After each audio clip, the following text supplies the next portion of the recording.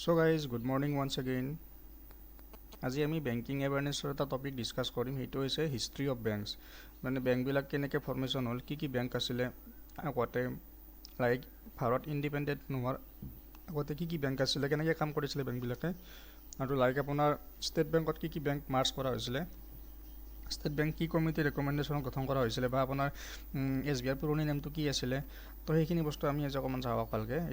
এইটো বস্তু আপোনাৰ টপিকটোৰ ওপৰত বহুত কুৱেশ্যন আপোনালোকৰ ইণ্টাৰভিউতে হওক বা মানে এক্সামতে হওক সুধি দিয়ে বহুত। লাইক আপোনাৰ SBI was formed under the ৰেকমেণ্ডেশ্যনছ of which committee, তো মানে the earlier name of SBI was, সেনেকৈ কুৱেশ্যনবিলাক আহে এক্সামত।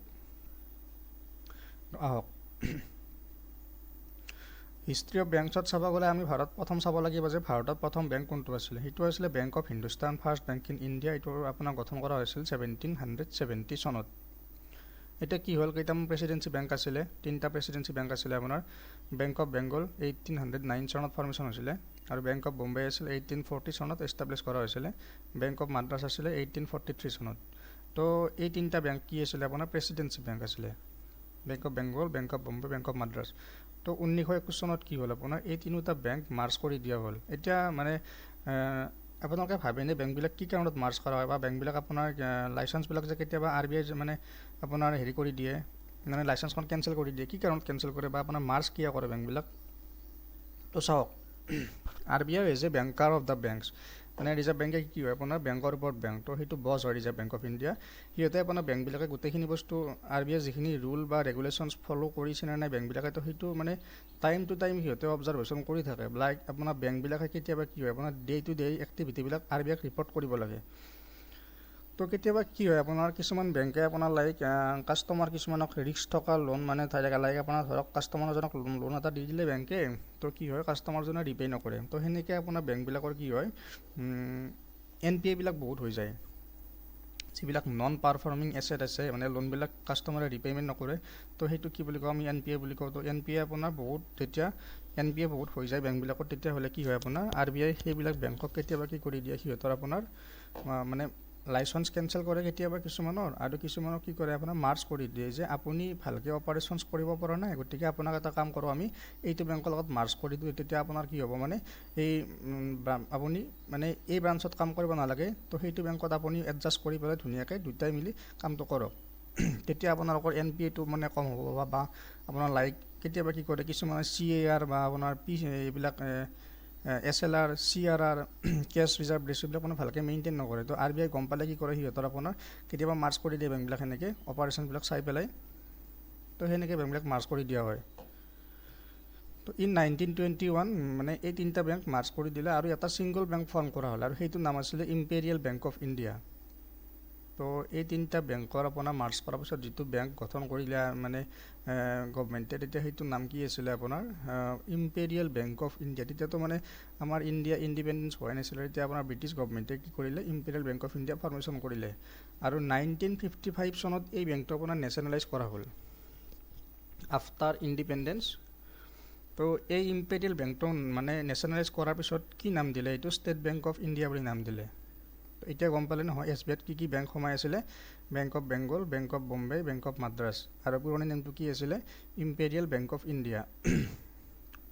তো earlier imperial bank was private bank, আগতে এইটো প্ৰাইভেট বেংক আছিলে। মানে নেশ্যনেলাইজ নকৰাৰ আগতে এইটো প্ৰাইভেট বেংক আছিলে। আফটাৰ নেশ্যনেলাইজেশ্যন কি হ'ল, এইটো পাব্লিক ছেক্টৰ বেংক হিচাপে মানে গণ্য কৰা হ'ল, তেতিয়া গভমেণ্ট বেংক হিচাপে এইটোক মানে নাম দিয়া হ'ল। আৰু in 1955 when it was nationalized and renamed as SBI on the recommendations of A.D. Ghorewala Committee, তো ৰিনেম কৰি SBI দিলে, আৰু কমিটিখন কি আছিলে A.D. Ghorewala committee. এতিয়া 1959 চনত আপোনাৰ যিটো state bank of India formation কৰা হৈছিল, তাতে আপোনাৰ 8টা ছাবচিডিয়াৰী আছিলে।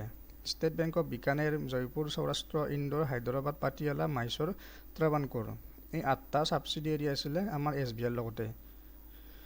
তো 1960 চনত কি হ'ল আপোনাৰ ষ্টেট বেংক অফ যিটো বিকানেৰ আছে, তো এই বিকানেৰটো আপোনাৰ কাৰ লগত মাৰ্জ কৰি দিয়া হ'ল, ষ্টেট বেংক অফ জয়পুৰৰ লগত। SBI Bikaner as state bank Bikaner merged with as state bank Jaipur. তাৰপিছত 2008 চনত কি হ'ল আপোনাৰ ষ্টেট বেংক অফ যিটো সৌৰাষ্ট্ৰ আছিলে সৌৰাষ্ট্ৰটোক আপোনাৰ যিটো মানে বেংক গঠন হ'ল জয়পুৰ আৰু হেৰিটো মিলাই পেলাই বিকানেৰটো মিলাই তাত আপোনাৰ কি কৰি দিলে এইটো ষ্টেট বেংক অফ সৌৰাষ্ট্ৰটো মাৰ্জ কৰি দিলে ষ্টেট বেংক অফ ইণ্ডিয়াত 2010 চনত আপোনাৰ কি হ'ল ষ্টেট বেংক অফ যিটো আপোনাৰ ইন্দোৰ আছিলে সেই ইন্দোৰটো মাৰ্জ কৰি দিলে এইটো SBIত 2017 চনত আপোনাৰ বিকানেৰ প্লাছ জয়পুৰ হায়দৰাবাদ পাটিয়ালা মাইসুৰ ত্ৰাভানকোৰ ভাৰতীয় মহিলা বেংক যিটো আছিলে এই গোটেইকেইটা বেংক আপোনাৰ যিটো আমাৰ SBI ফৰ্ম হ'ল তাত গোটেইকেইটা মাৰ্জ কৰি দিয়া হ'ল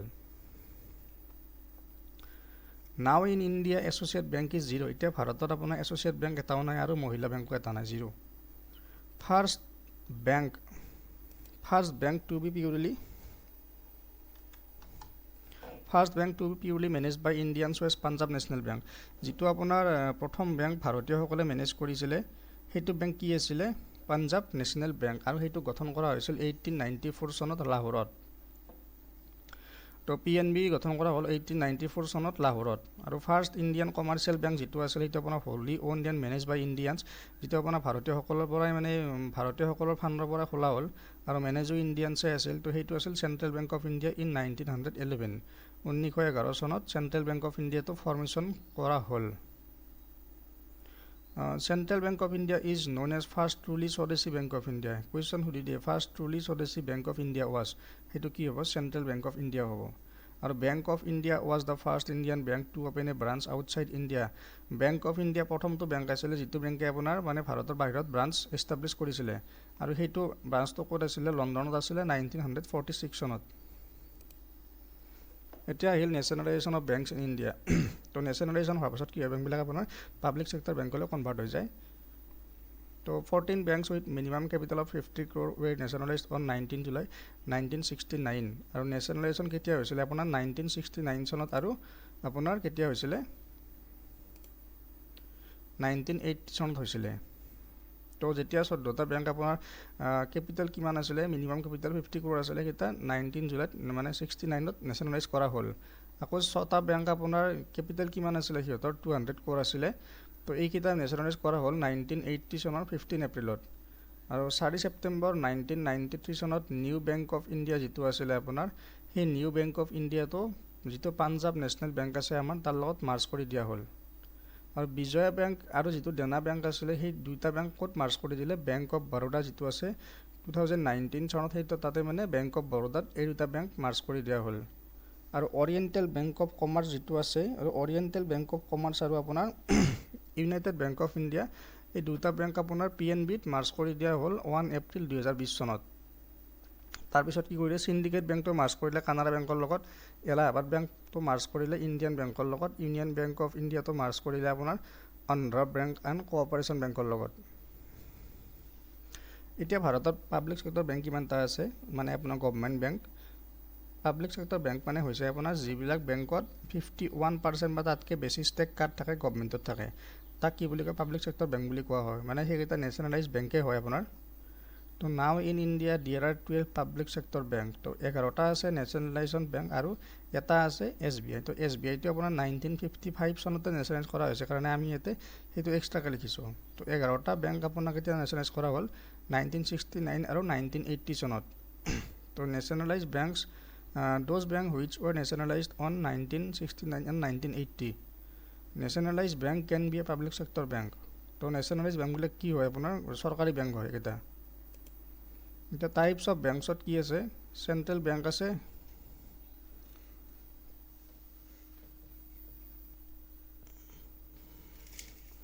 টাইপস অফ বেংকত আমি চাও চেন্ট্ৰেল বেংক কোনটো হয় reserve bank of India central bank হয় কমাৰ্চিয়েল বেংক কিছুমান আছে তো কমাৰ্চিয়েল বেংকৰ কথা মই সিদিনা কৈছোঁৱে শিডিউল কমাৰ্চিয়েল বেংক কি হয় তো যিবিলাক আপোনাৰ 1934 RBI এক্টৰ মানে ছেকেণ্ড শিডিউলত মেনশ্যন কৰা আছে সেইকেইটা কি হয় কমাৰ্চিয়েল বেংক হয় সিহঁতে গোটেইখিনি মানে এক্টিভিটি কৰিব পাৰে ডেপজিট ক্ৰেডিট ফেচিলিটি বা আপোনাৰ একাউণ্ট অপেনিং গোটেইখিনি ফেচিলিটি সিহঁতৰ আছে শিডিউল কমাৰ্চিয়েল বেংক এতিয়া এপেক্স বেংকটো ক'ত হ'ল আপোনাৰ এতিয়া সেইটো শিডিউল কমাৰ্চিয়েল বেংক হিচাপে সেইটো মানে নাম দিয়া হ'ল তো কমাৰ্চিয়েল বেংকত পাব্লিক ছেক্টৰ বেংক আছে প্ৰাইভেট ছেক্টৰ বেংক আছে আৰু ফৰেইন বেংক আছে আকৌ আপোনাৰ বেংক কি আছে কোঅপাৰেটিভ বেংক আছে আমাৰ যেনেকৈ এপেক্স বেংকটো স্পেচিয়েলাইজ বেংক কিছুমান আছে তো স্পেচিয়েলাইজ বেংকবিলাক কেনেকুৱা নাবাৰ্ড যিটো আছে চিডবি small industrial development bank of India NHB national housing bank NABARD এইবিলাক কি হয় আপোনাৰ স্পেচিয়েলাইজ বেংক হয়।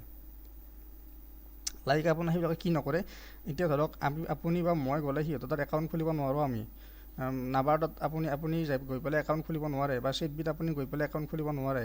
তো এইবিলাক স্পেচিয়েল কাৰণত বনোৱা হৈছে এইবিলাক বেংক আপোনাৰ, মানে সিহঁতে আপোনাৰ এগ্ৰিকালচাৰেল ক্ৰেডিট ফেচিলিটি কিছুমান দিয়ে। পাব্লিক চেক্টৰ বেংক এটা হ'ল SBI, আৰু নেশ্যনেলাইজ বেংক 11টা, 51% ষ্টেক অৰ মোৰ ইজ অফ গভৰ্ণমেণ্ট। তো এইটো গম পালে। প্ৰাইভেট চেক্টৰ বেংক আপোনাৰ কি হয়, যিবিলাকৰ আপোনাৰ 51% ষ্টেকটো গভৰ্ণমেণ্টৰ নহয়, সেইবিলাক আপোনাৰ কি হয় ইণ্ডিভিজুৱেলৰ ষ্টেক হয় প্ৰাইভেট চেক্টৰ বেংকত, বা গভৰ্ণমেণ্টৰ এটা ষ্টেক থাকে, কিন্তু সিমান এটা নহয়, মানে 51% বা তাতকৈ কম হয় গভৰ্ণমেণ্টৰ শ্বেয়াৰটো, like Axis bank, HDFC, ICICI।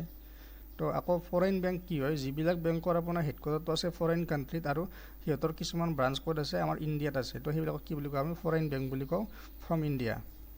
Example যেনেকৈ ষ্টেণ্ডাৰ্ড চাৰ্টাৰ বেংক যিটো আছে, তো এইটো কি বুলি কয় আপোনাৰ ফৰেইন বেংক বুলি কওঁ আমি। তো এইখিনি আছিলে হিষ্ট্ৰী অফ বেংকছৰ ওপৰত, আৰু আপোনাৰ নেশ্যনেলাইজেশ্যন অফ বেংকছ ইন ইণ্ডিয়া আৰু টাইপছ অফ বেংকছ।